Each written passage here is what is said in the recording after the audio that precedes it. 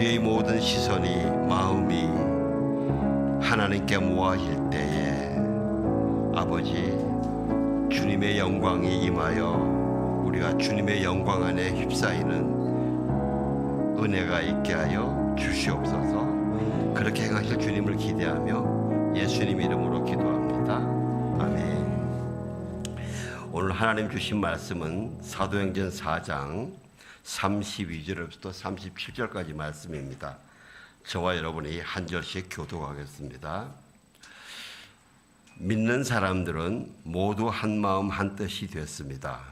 자기 재물을 조금이라도 자기 것이라고 주장하는 사람이 없었고 가진 것을 모두 공동으로 사용했습니다.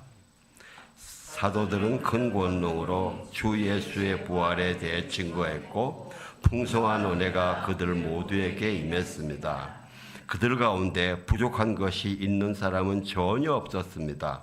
이따금씩 땅이나 집을 소유하고 있던 사람들이 그것을 팔아서 돈을 가져다가 사도들의 발 앞에 바쳤습니다. 그러면 누구든 필요한 사람에게 나누어 주었기 때문입니다.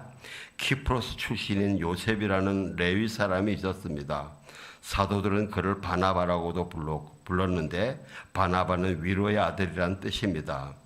그 사람이 자기의 밭을 팔아서 그 돈을 사도들의 발 앞에 갖다 놓았습니다. 아멘. 오늘 말씀 나누기 전에 우리 좀 섭섭한 이야기를 소식 하나 말씀을 드리고 그게 원합니다. 우리 그동안 저기 일산에서 멀리까지 이렇게 매주 오셔가지고 우리에게 이 주일 예배의 찬양을 인도해 주신 우리 서민 형제님이 오늘 주일 예배를 마지막으로 인사를 드려야 됩니다. 그 이유는 사실 저희들이 제가 참 너무 많이 부족해서 우리 교회가 오랫동안 이 주일 예배만 드렸지 주중의 예배는 거의 만들지 못했습니다. 그러다 보니까 또 거기에 또 이 코로나도 3년 동안 있었고 그래서 물리적으로 주중에 모이지 못하는 그런 상황이었습니다. 그런데 이제 코로나가 다 풀리고 나니까 각 교회들이 새로운 부흥 운동을 많이 일으키더라고요. 금요일날 제가 말씀드린 것처럼 이열치열 부흥회 많이 하는데 주로 주중에 일어나는 활동들이죠. 그래서 저희도 이제 주중에 금요 철야 예배 기도 또 좀 더 있으면 우리가 수요 예배도 이제 만들어 가야 되고 그래서 이 주일뿐만 아니라 이 평일에도 와서 예배로 은혜를 좀 끼쳐줄 사람이 사역이 필요해졌어요. 그런데 우리 그 서민 형제님은 주일은 그래도 힘쓰면 되는데 주중이 안 되기 때문에 그런데 또 사실 저희가 교회만 좀 크고 형편이 되면은 두 분을 다 모시면 더 좋겠는데 지금 우리의 형편상 두 분을 모시기에는 사실 너무 좀 무리가 됩니다. 그래서 제가 서민 형제님에게 좀 섭섭한 말씀을 드렸는데 서민 형제님이 또 마치 본인의 그 타이밍과 해서 선선히 응락해 주셔서 너무 감사한데요. 그래도 서민 형님 잠깐 나오셔가지고 우리 3년 동안 했잖아요. 우리 성도님들하고 인사를 하면 합시다. 아니 여기 와요. 여기서 마이크 잡고. 아니 여기. 이때 그냥 한 번도 안 써봤잖아. 네.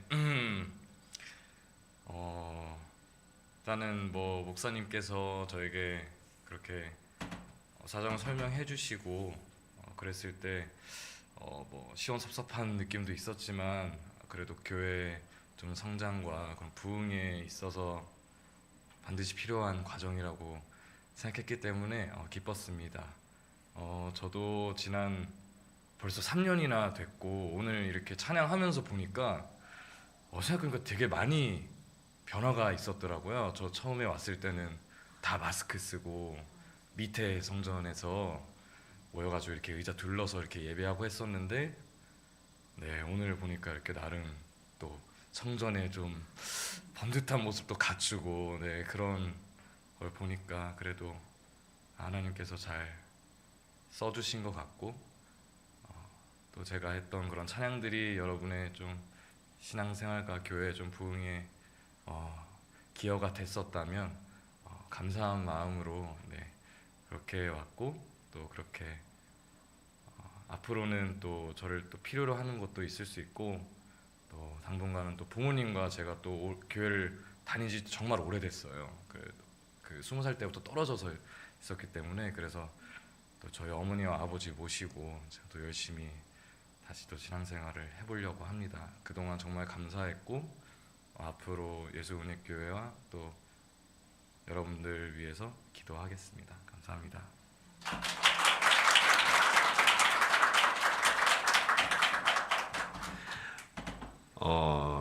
사실 방금 말씀하신 것처럼 입 막고 찬양할 때 오다가 이제 입을 열고 이제 좀 마음대로 찬양할 만하니까 이렇게 떠나게 되는데, 가장 어려운 시기를 같이 해주신 은혜에 너무 감사하고요.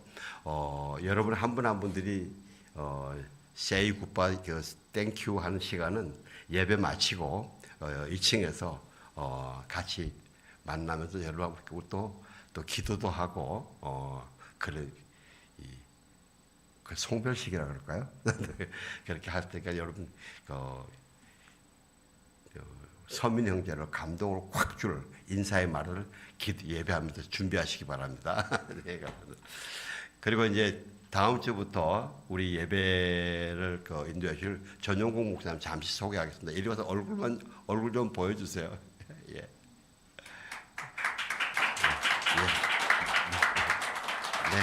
감사합니다. 네.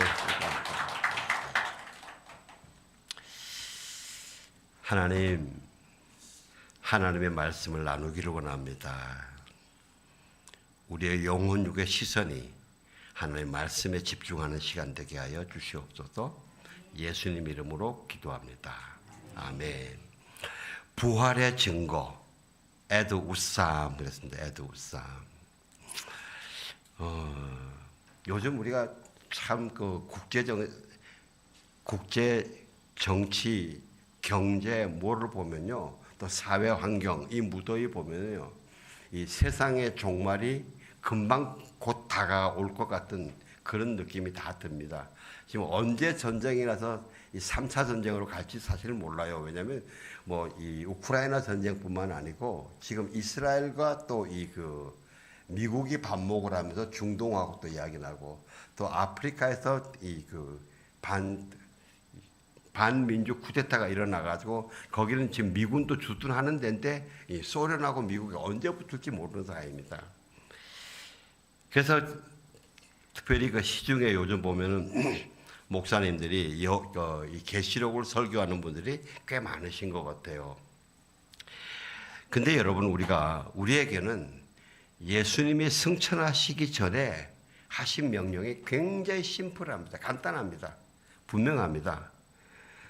이러셨어요. 때와 시기는 이렇게 이스라엘이 회복될 때, 예수님이 재림하실 때에, 새 예루살렘이 임하실 때는 아버지께서 아버지 자신의 고난에 두셨다. 아들인 나도 모른다 말이죠. 아들인 나도 모른다. 그러니까 너희는 더 알 바 아니다 말이야. 너희가 알 바 아니요. 너희가 집중해야 할 일은 오직 성령이 너희에게 임하시면 너희가 권능을 받고 예루살렘과 온 유대와 사마리아와 땅끝까지 이르러 내 증인이 되어야 된다. 내 증인 되는 것, 이것만 너희가 해야 될 일이다. 여러분, 우리가 이것만 제대로 하고 있으면요, 아무리 상황이 악해도 그 마지막 때 일어나는 모든 재앙의 가장 중심은 누굽니까? 예수 그리스도입니다. 그 예수님이 내가 지금 주의 일을 위해서 주님 말씀 따라서 성령의 충만함으로 해나가는데 나 너 몰라 빠뜨리시겠어요? 걱정하지 마십시다. 절대 안 빠뜨립니다. 과연 성령이 임하시자 제자들이 권능을 받고 담대하게 예수는 메시아다. 예수는 메시아다. 너희가 죽인 예수가 메시아다. 우리가 수천 년 동안 기다려왔던 메시아다. 너희가 죽였다. 그러나 그분은 부활하셨다 말이지. 우리가 그 증인이다. 더 이상 숨지 않았어요. 처음에는 마가의 다락방에 무서워서 숨었어요. 문 잠그고. 그런데 성령이 임하니까 그 앞에 거리에 나와서 외쳤습니다. 근데 거기서 그치지 않았어요. 어디로 갑니까? 성전으로 갑니다. 성전으로 가면 지금 자기들이 잡아 죽이려던 대제사장이나 이런 사람 막 득식을 하는 데거든요. 거기를 가서 전하는 거예요. 더 이상 두려워하지 않았습니다. 얼마 전까지마다 자기를 죽이려고 그러던 안나스와 가야바 대제사장들에게 당신들이 메시아를 죽였습니다. 그분이 예수님이십니다. 이건 정말 세상 말로 죽기를 작정하면 무엇을 못하겠냐 하는 바로 그런 담대함으로 이야기합니다. 그래서요, 여러분, 우리 두려워하지 맙시다. 두려워하지 맙시다. 핵전쟁이 터져도 두려워하지 맙시다. 예? 세상은 핵으로 안 망합니다. 하나님이 마무리 지으실 때 드디어 마무리 끝납니다. 예수님도 그들이 그렇게 열심히 막 할 때에, 담대하게 할 때 예수 이름의 권능으로 막 나타내 주시죠. 기사와 표적으로. 사도들만요? 아닙니다. 예수 이름으로 복음을 선포하고 담대하게 주의 일을 하는 모든 사람들에게 기적과 기사와 표적으로 나타내 주십니다. 저는 여러분, 우리 모두 한 사람 한 사람이 이번에 패밀리 캠프를 위해서 준비할 때에 우리 담대하게 나아가 선포할 때 이 기사와 표적들로 행하는 것을 경험하시길 주의 이름으로 축원합니다. 하나님이 신실하십니다. 세상에 내 아들, 딸들도 정말 내가 정말 가장 소중하게 여기는 일을 열심히 할 때에 내가 있는 모든 것으로 다 도와주고 싶은 그게 부모의 마음 아니에요? 여러분들은 안 그러신 것 같아? 네? 가산 다 털어서 도와주고 싶은 거 아니에요? 가산 아낄래요? 아들, 딸들한테? 예. 그런데 하나님이 안 도와주시겠어요? 예수님이 안 도와주시겠어요? 예, 이런 것들이 예수님이 부활하신 증거예요. 근데 예수님의 부활의 증거는 이것뿐이 아닙니다. 더 있습니다. 성도 한 사람 한 사람이 속사람이 변한 거예요. 가치관이 변한 거예요. 생각이 변한 거예요. 언어가 변한 거예요. 생활 스타일이 변한 거예요. 믿음의 확신이 변한 거예요. 어제까지 왜 사람이 있지 않습니까? 확실히 믿음 가지고 이야기하는 사람하고 이게 긴가민가 하는 사람하고는 말이 다르잖아요. 안 그래요? 저와 여러분 긴가민가 하고 살지 말고 확실하게 딱 부러지게 삽시다. 우리가 다른 건 몰라도 복음에서는 말이죠. 우리가 이 한 사람 한 사람뿐만 아니고 그들이 모여서 하는 일들이 그게 다 보니까 다르더란 말입니다. 이게 부활의 증거들이에요. 먼저 사도행전 2장 42절에서 47절을 보면요, 오순절 성령 강림 후에 초대교회 모양이 처음 일어나는데 전에는 좀 간단하게 지나갔는데 우리가 오늘 한번 살펴봅시다. 42절 한번 띄워주실래요? 같이 봉독합시다. 시작. 그들이 사도의 가르침을 받아 서로 교제하고 떡을 떼며 오로지 기도하기를 힘쓰니라. 예, 사도의 가르침을 받는다 그랬어요. 여러분, 우리가 가르치는 사도의 충성도 중요하지만은 받아들이는 사람들의 태도도 굉장히 중요합니다. 이 충성과 태도가 맞물리니까 신나잖아요. 그렇지 않아요? 이게 신나는 거예요. 마치 우리 지금 이 예배 속에서도 여러분의 성경 공부에서도 마찬가지입니다. 말씀을 선포하는 자, 그 다음에 예배와 경배 찬양을 인도하는 분들, 그분들도 책임이 크지만은 거기에 함께 참여해서 함께 경배하고 하나님께 올려드리겠습니다. 이 말씀을 내가 먹겠습니다 하는 이 청중들의 태도도 중요해요. 그래서 그렇게 같이 합쳐서 하나님께 성령의 능력으로 막 역사하는 역사가 일어나는 거예요. 그런 것들이 일어났던 거예요, 여기서.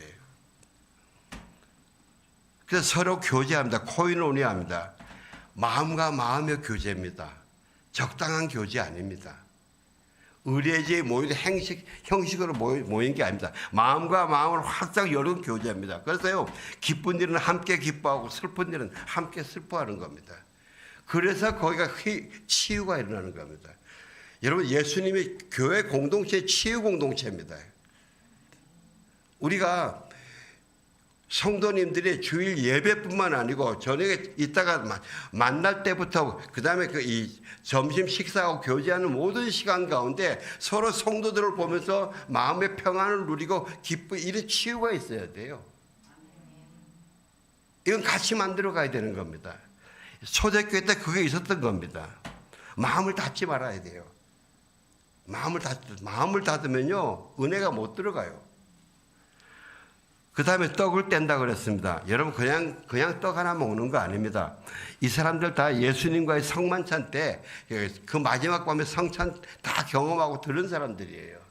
예수님이 떡을 받고 우리가 지금 공부하고 있는데 하나님께 감사드리고 떡을 찢고 나눠주는 그 예수님과 하나 되는 그것을 굉장히 사모하면서 떡을 떼는 거예요. 저는 여러분들의 저녁 식사, 아침 식사는 전부 다 출근 시간에 바빠가지고 그게 막 흩어지겠지만은 저녁에 모이는 저녁 식사는 가능한 한 같이 모여서 이런 만찬이 되시길 주의 이름으로 축원합니다. 예. 그러면서 오로지 기도하고 힘쓴다. 예. 개개인의 기도도 중요합니다. 근데 가족들끼리의 기도도 중요한데요. 모여서 하는 기도가 또 중요합니다.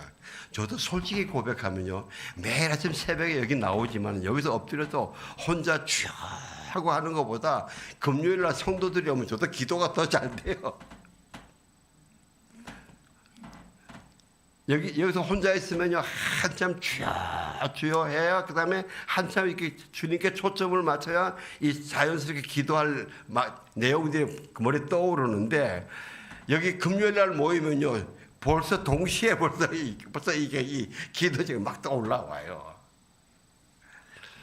지금 우리 사회에서 제일 회복돼야 될 게 이 주여 삼창, 이 부르짖는 기도, 이게 일어나야 부흥이 일어나요. 43절 복독합시다. 시작. 사람마다 두려워하는데 사도들로 말미암아 기사와 표적이 많이 나타납니다. 여러분 오해하지 마세요. 사도들로 말미암으라 해서 사도들만 아닙니다. 사도들만 아닙니다. 함께 모여서 예수 그리스도를 메시아로 나의 주 나의 하나님으로 고백하는 사람들이 특별히 자기의 시간과 마음과 물질을 들여서 복음을 전하고 생명을 전하고 하나님 나라를 선포할 때에 거기서 하나님이 반드시 함께 해주세요. 반드시 기사와 표적 나타내 주세요.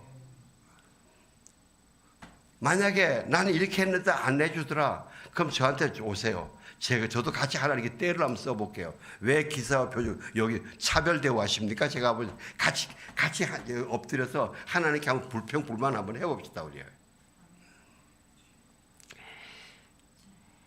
44절 45절 좀 띄워주세요. 같이 봉독합니다.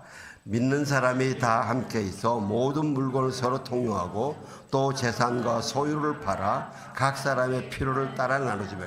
이것은 오늘 주로 다룰 주제이기 때문에 넘어가겠습니다. 그 다음에 47절, 46절요.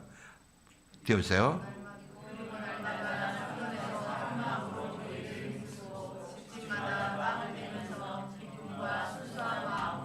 예, 마음을 같이 하고 성전에 모이기를 힘쓰고. 성전에 모이기를 어떻게 힘쓸까요? 우리가 안 보면 보고 싶고, 만나면 반갑고, 또 만나면 또 헤어지기 싫고, 이런 기쁨이 있는 공동체가 돼야 돼요.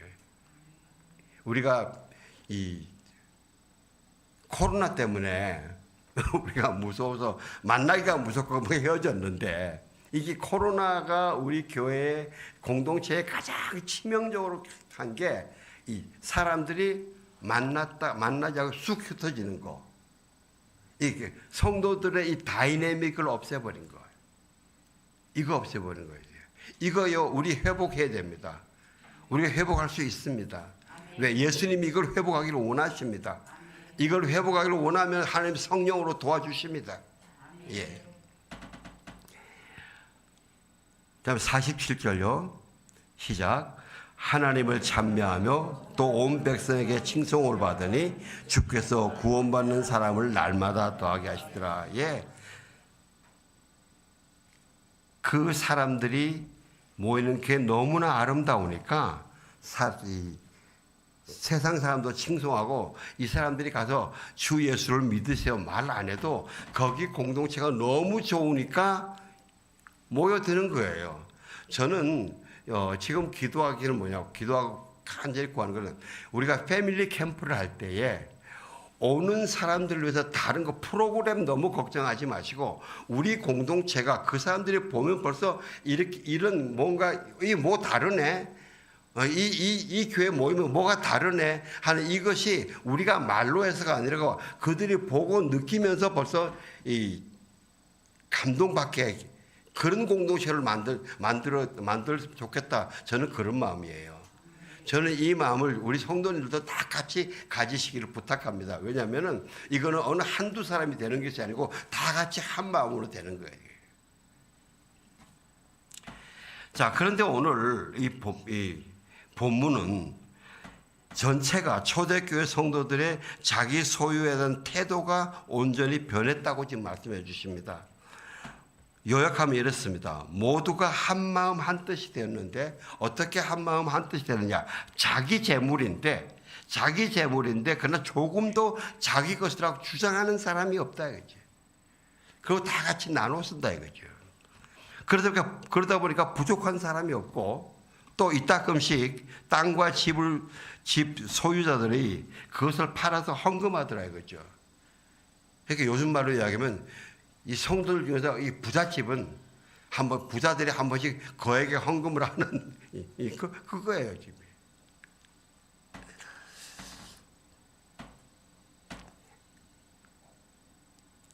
지금 우리 주변에 이 초대교회의 이 아름다운 것들을 빙자해가지고 아주 교묘한 속임으로 사람들을 유혹하고 속이면서 자기 배만 부리는 무리들이 있습니다.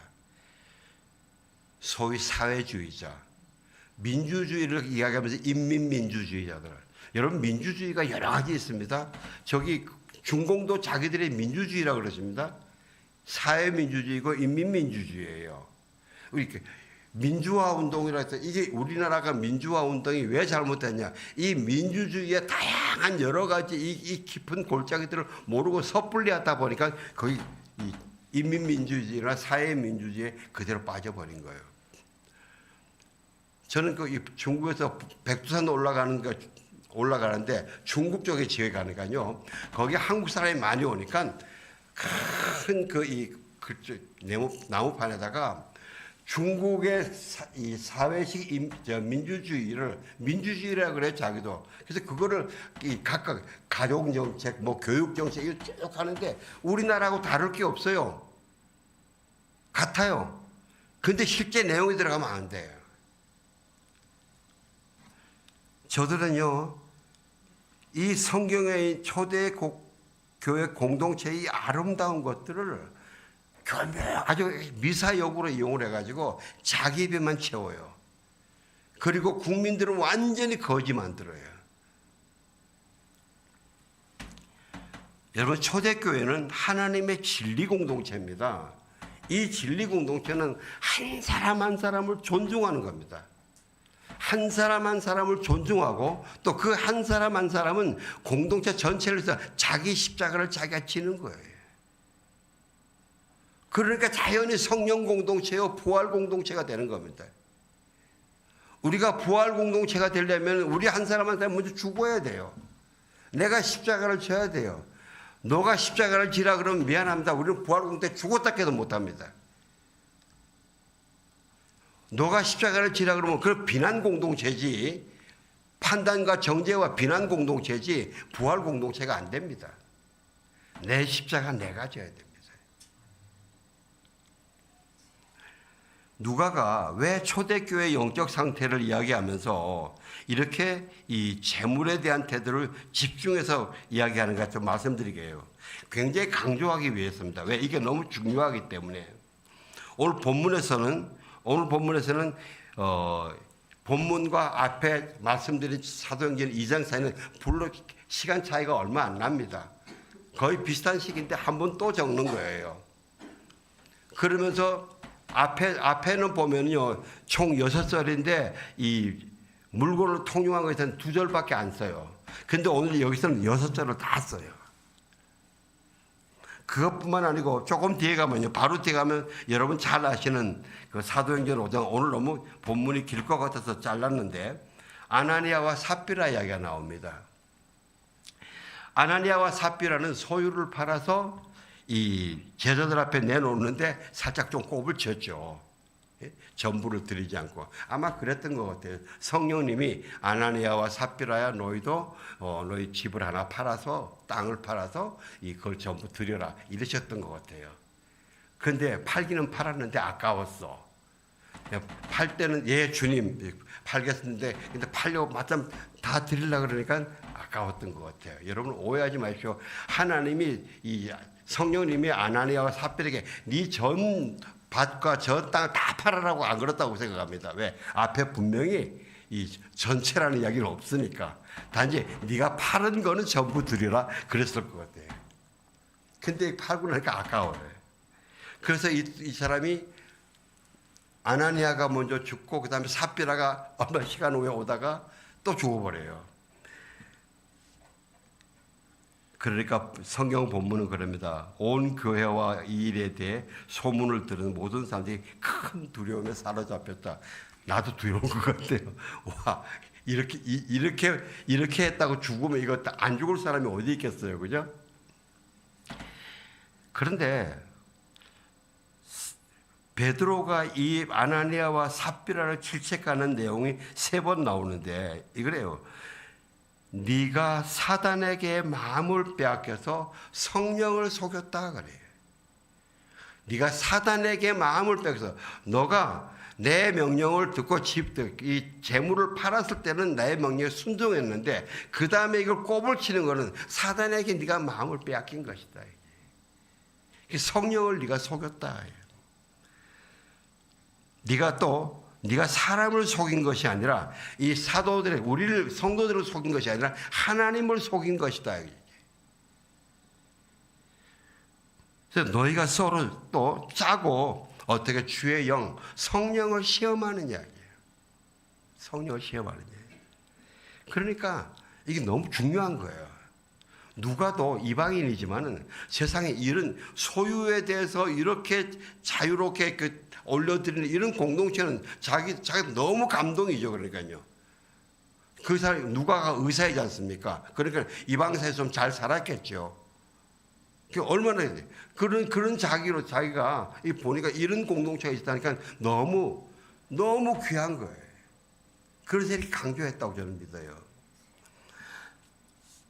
여러분 그 제목에서 아까 에드우삼이라고 쓴 이 말은요 라틴어입니다. 라틴은 어떤 뜻이냐면 for use 사용을 위한 것이다. 그래서 소유를 위한 것이 아니라 사용을 위한 것이다. 수도원에서 수도사들에게 개인 비품을 지급해 주면서 거기에다가 에드우삼 이것은 내가 당신을 드리지만은 당신의 소유가 아니라 당신의 사용을 위해서다 이렇게 주는 겁니다. 그래서 이혜인 수녀님은 자기 성경도 자기가 했던 성경도 에드우삼이라서 거기에 절대 볼펜으로 안 써요. 메모할 때 볼펜으로 안 쓰고 꼭 연필로 다 쓴대요. 왜? 누가 다른 사람이 나중에 쓸 때에 지우고 쓸 수 있게 하려고요.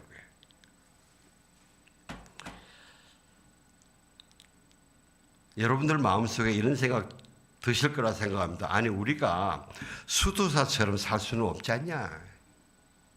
안 그러세요? 그런 생각 안 드세요? 제가 너무 오버했나?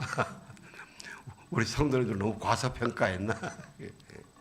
그런 마음 들어야 돼요. 여러분은 수고하고 일해서 돈을 벌어야 돼요. 돈 많이 버세요.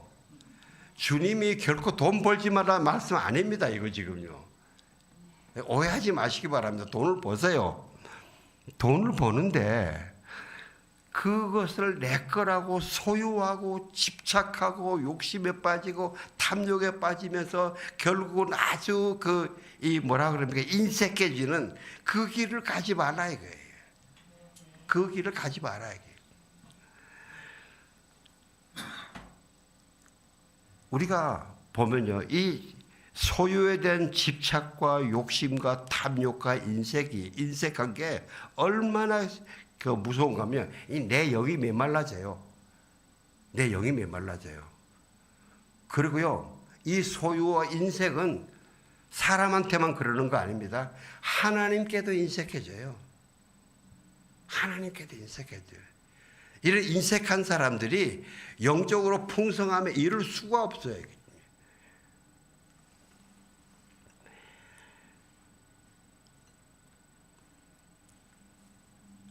마태복음 13장에 보면 예수님이 씨 뿌리는 비유를 말씀하시는데 밭이 네 가지가 있죠. 길가밭, 돌짝밭, 가시떨기밭, 옥토.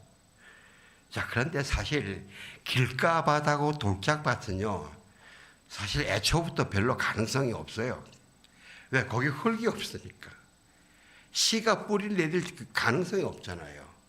그런데 가시떨기밭과 옥토는요, 둘 다 가능성이 있어요. 왜? 거기에 흙이 있기 때문에. 가시떨기도 보세요. 흙이 있기 때문에 그 뿌리 있고 나왔지. 흙이 없으면 가시떨기가 못 자라요.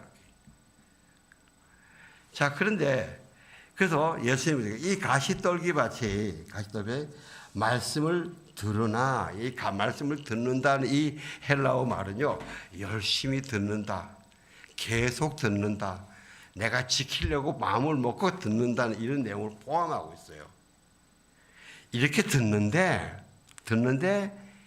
세상의 염려와 재물의 유혹에 말씀이 막혀서 결실을 하지 못한다. 뿌리를 못 내린다 이거죠. 이 재물의 유혹이라는 건요, 이 유진 피터슨의 더 메시지라는 책에서 어떤 욕심이냐, 같은 것도 더 가지려는 욕심. 그 다음에 요거 가지고 그 다음에 요거로 만족 안 하잖아요. 또 딴 거 남의 것도 보잖아요. 저게 더 좋아 보여. 남의 손에 떡이 더 맛있어 보여. 그것도 더 탐하는 이 마음들. 이 마음은, 이런 마음이, 이 욕심이 말씀을 막는다는데, 초크라는 게 뭐냐면요, 이 꽉 우겨싸 가지고 꽉 졸라서 목 졸라 죽이는 거예요, 이게. 여러분, 이 욕심의 집착과 이 욕심이 참 끈질기고 강해요. 굉장히 강합니다, 이게. 예수님이 재물이 많은 청년이 찾아와서 물어보죠. 선생님, 내가 무슨 선한 일로 하여 영생을 얻습니까? 그랬더니 예수님이, 그래? 네가 생명에 들어가려면 말씀을 지켜라, 율법을 지켜라 그래요.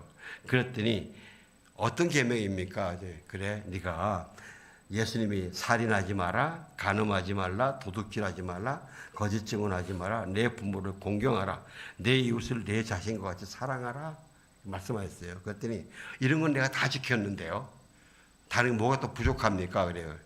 그래서 예수님이, 그래, 네가 온전하고자 할 때 가서 네 소유를 팔아서 가난한 자들에게 주라.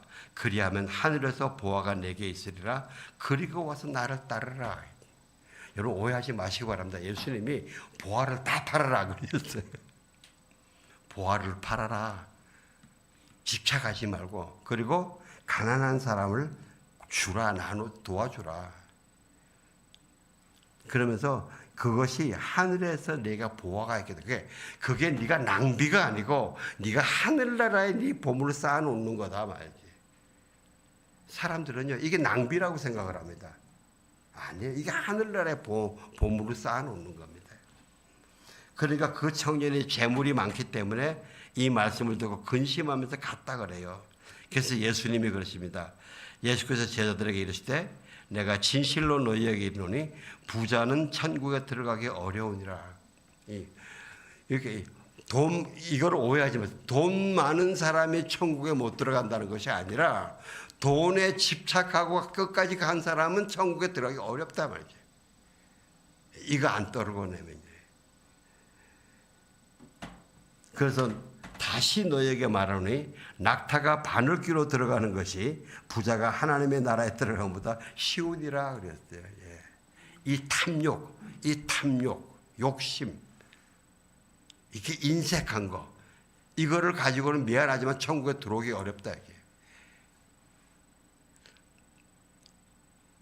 나중에 주님 앞에 갈 때 주님 저 왔어요. 너 누구야? 난 모르겠는데. 이런 거 안 당하시길 주의 이름으로 축원합니다. 싸우세요. 그래서 이게 이거 싸우셔야 돼요. 사랑하는 성도 여러분, 우리는 예수님의 이 가르치심을 가슴 깊게 새기고 이 세상의 재물에 대한 집착과 욕심과 탐욕, 그 인색으로 가는 이거 철저하게 싸워야 돼요. 예수님이 공생애를 준비하시면서 광야에서 시험 받으실 때에 처음 사단이 유혹하는 처음이 뭡니까? 네가 하나님의 아들이면은 이 돌들로 떡을 만들어 봐라. 단순히 예수님이 배고프기 때문에 그랬을까요? 아니에요. 이것이 세상의 모든 욕심과 교만과 타락의 시작이기 때문에 그래요.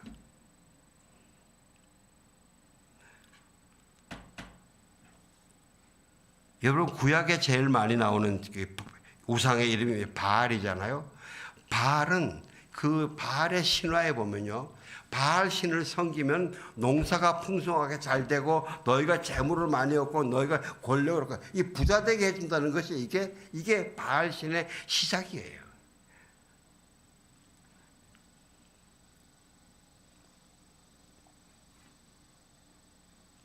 우리가 세상의 정욕과 욕심을 육신의 정욕과 안목의 정욕과 이생의 자랑으로 구분하지 않습니까? 그런데 이 세계의 정욕 중에서 육신의 정욕이 제일 스타팅, 시발점이에요. 이게 시발점이에요. 배부리고 등 따시고 나면 그 다음에 더 가지려고 싸우다가 그 다음에 안목의 정욕으로 가요. 세상의 자랑으로 가고 그 다음에 이생의 자랑으로 가는 거예요.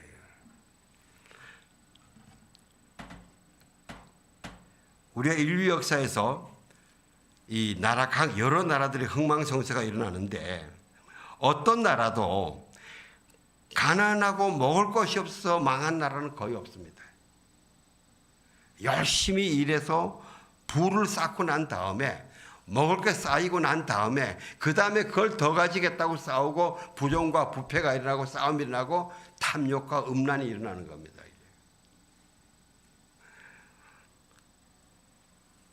YM을 세우신 그 로렌 커닝햄 목사님이 오래전에 한국을 방문하셨어요.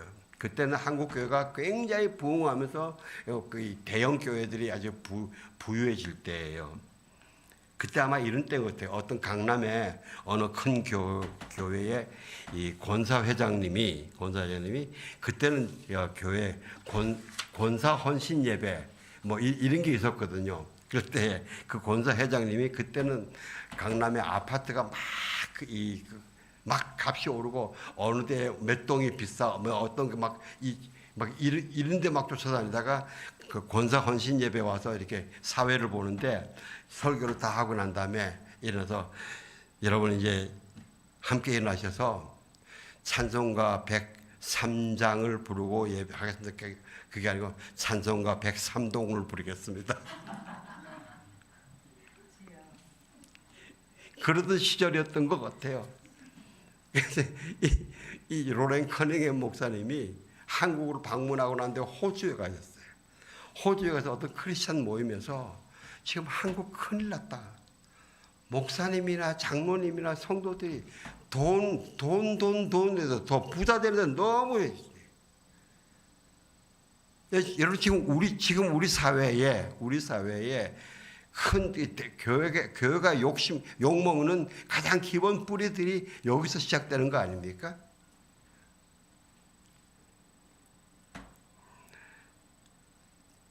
예수님이 너희는 이렇게 기도하라고 주기도문 가르치실 때 먼저는 하나님의 나라와 의를 기도한 세 가지 제목을 가르쳐 주십니다. 아버지 이름이 거룩히 여김을 받으시고 하나님 나라가 임하옵시고 뜻이 하늘에서 이루는 것이 땅에서 이루어지게 해달라고 그렇게 기도하랍니다. 그 다음에 우리 자신을 위해서 기도할 때 세 가지이지 않습니까? 근데 제일 먼저가 뭡니까? 오늘 우리에게 일용할 양식을 주시옵시고 오늘 하루 딱 필요한 이 일용할 양식을 주시옵시고 이 기도하라 그럽니다. 꼭 옛날에 광야의 만나가 꼭 고날분만 했잖아요. 더 가지고 욕심 부리면 썩었어요. 혹시 이런 생각 안 드세요? 하나님 너무 인색하지 않으셔? 요새 어떻게 하루만 음식 쌀떡에 하루만 있는데 어떻게 불안하지 않아? 불안하지 않으시겠어요? 불안하죠. 솔직하세요. 맞아요. 불안해요. 저 자신도 우리 집에 냉장고 열어봐서 별로 먹을 게 없으면 불안해요. 내 은행 잔고에 은행 통장에 10만 원, 20만 원 이것도 불안해요. 요즘 10만 원, 20만 원 가지고 안심 못 하잖아요. 그럼 어쩌면은 그럼 이 기도는 2000년 전에 그때 당시에는 괜찮은데 지금처럼 사회가 복잡하고 발전할 때 이 기도 안 맞잖아요.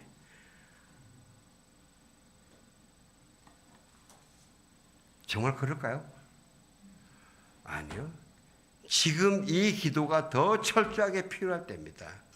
왜냐하면요. 오히려 2000년 전 이스라엘 백성이 광야에 있을 때는 더 쉬워요. 왜? 내가 할 수 있는 게 아무것도 없으니까. 하나님이 주시지 않으면 뭔가 뻔히 아니까. 또 가지고 가서 이틀분 가지고 없게 썩는단 말이죠. 냉장고도 없어요. 지금은 냉장고도 있어요. 냉동실도 있어요. 얼마든지 비축해둬요. 또 내가 좀 다른 사람보다 재주 있고 재능이 있으면 내가 얼마든지 다른 거 또 벌어 모을 수 있어요. 내 거라고 주장할 수 있어요. 이 집착과 욕심과 탐욕에 빠질 수 있는 그 위험은 지금이 훨씬 더 크다는 거예요. 지금 훨씬 더 커요. 그렇기 때문에 이 기도는 지금 오히려 더 우리가 절실하게 해나가고 싸워야 되는 거예요. 여러분, 저는 여러분이 절대로 가난하게 그냥 없어서 못 먹고 지금 아프리카나 이런 데 굶주리는 사람처럼 이렇게 살자는 게 아니에요. 이걸 알아주시기를 부탁드립니다. 그거 아니에요. 에릭 프롬이라는 분이 소유냐 존재냐라는 책을 썼는데 이 책은 20세기에 인류에게 큰 영향을 미친 책 100권 중에 하나 들어가는 책입니다. 근데 이분은 크리스찬은 아니에요. 크리스찬은 아닌데 쓰는 모든 책들이 그분이 이 희망의 기술, 그다음에 사랑의 기술 이런 거 보면요. 일반 철학 사상에서 시작했는데 그러니까 나중에 성경의 진리로 다 들어가요. 이분이 소유냐 존재냐는 사람이 삶의 양식이 소유를 지향하고 소유를 주창하고 소유에 집착하는 소유를 지향하는 양식과 존재의 가치를 찾으면서 거기 집착하는 양식 이 두 가지로 나눴어요. 우리가 이 사람들에게 자산이 되는 것은요. 재물도 자산이 됩니다. 지식도 자산이 됩니다. 학위도 자산이 됩니다. 그 다음에 인기도 자산이 되고 다 굉장히 많아요. 그죠? 그런데 소유지향의 양식은 이것이 나에게 자산이고 힘이 되기 때문에 내가 이것을 더 많이 모아야 되겠어. 그래야 내가 더 힘이 있지. 이 소유와 집착, 이 힘에 여기에 내 중심 가치를 맞추고 살아가는 것이 소유지향 양식이고 그 다음에 존재지향 양식은 이런 것들은 내 것이지만은 이 본 목적은 이것을 어떻게 잘 활용해서 나와 내 주위의 삶에서 나누면서 삶의 기본적인 이 가치를 올리느냐, 삶의 가치를 올리느냐, 여기에 가치에 중심 두는 게 이 존재 지향의 양식이에요. 그러니까 예수님이 존재 지향을 말씀하셨지 소유 지향을 말씀하신 게 아니에요. 사랑하는 성도 여러분, 우리가 이것과 싸우기 위해서 다른 사람을 향한 배려의 폭을 넓히시길 주의 이름으로 축원합니다. 내 가족만 하는 거, 이거는 더 좁히는 겁니다. 또 내가 좋아하는 사람에게만 하는 거, 이것도 아닙니다. 예수님이 그러셨잖아요. 너희가 너희를 사랑하고 좋아하는 사람한테만 잘하면은 다른 바리새인과 서기관들보다 나을 게 뭐 있냐. 그래도 자기한테 좋아하는 사람은 다 한단 말이지. 나와 좀 뜸했던 사람들, 내가 좀 껄끄러웠던 사람들, 이런 사람을 향해서 내 마음을 찢으면서 배려를 해가는 겁니다. 이것이 내가 십자가를 지는 겁니다. 이번에 패밀리 캠프를 하시면서 여러분들 안 하던 초청하는 사람들 보면요, 다 여러 가지 형태로 내가 좀 껄끄럽게 생각하는 거, 내가 뜸했던 이게 있을 겁니다. 이 벽을 뚫어야 될 겁니다. 이 배려의 폭을 넓히시는 그런 시간들이 되시길 주의 이름으로 축원합니다.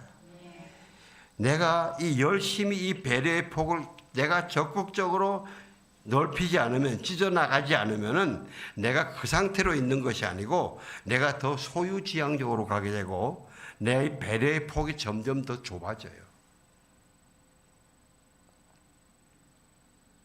그럼 영성이 미안합니다. 자꾸 가라앉아 버려요.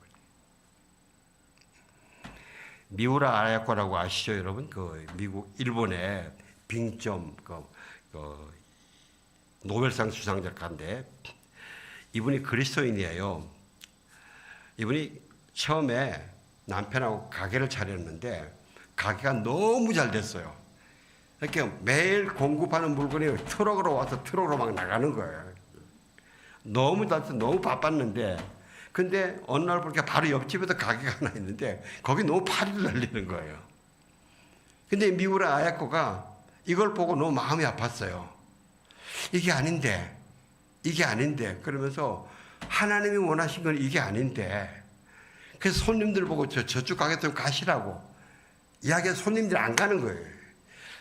그래서 이 미우라 아야코가 자기 남편하고 이야기 나눠가지고, 남편이 자기 아내가 생각하는 게 너무 아름다우니까 그럼 그렇게 하라고. 그래서 자기 가게를 확 줄여버린 거예요. 물건 다 빼버리고 가게에다 줄여버린 거예요. 이렇게 손님들이 찾아오니까 찾는 물건이 없잖아요. 이렇게 옆집으로 다 몰려간 거예요. 그래서 미우라 아야코는 거기서부터 그렇게 가게가 한산해지니까 시간이 남잖아요. 그 시간이 남으니까 앉아서 자기가 옛날에 글을 쓰고 싶었던 거기에 시간을 더 투하면서 이 빙점, 이 책을 써서 노벨 문학상을 타고, 그는 가게 한 것보다 훨씬 더 전 세계적으로 유명한 사람으로 거듭난 거예요. 배려는 낭비가 아닙니다. 하나님 나라의 보물을 쌓아두는 것이고요, 하나님의 축복의 통로입니다. 배려를 넓힙시다. 기도하겠습니다. 하나님 감사합니다. 우리에게 배려하라고 열어주셔서 감사합니다. 하나님, 우리의 배려의 폭을 넓히겠습니다. 주여 도우시옵소서. 성령의 능력으로 도우시고 성령의 기적으로 도와주시옵소서. 예수님 이름으로 기도합니다. 아멘. 함께 일어나셨습니다.